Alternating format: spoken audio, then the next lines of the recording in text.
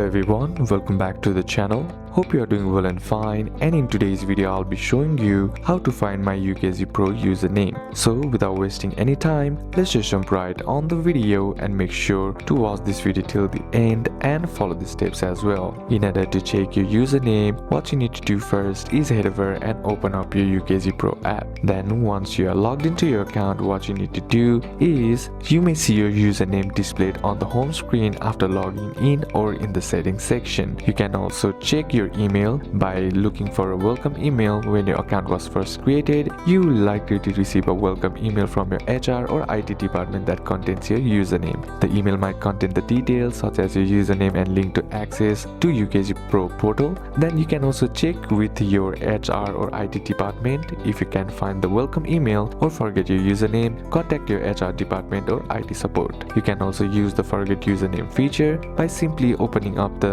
UKG Pro app, and then in the login page you'll find an option that says forget username. Simply tap on that and enter the email address associated with the UKG Pro account and follow the prompts to receive your username via email. So these are a couple of steps that you can apply, and that's it for today's video guys. Hope this video was useful to you. Leave a like if it did, comment down any questions that you have, and see you soon on the next one.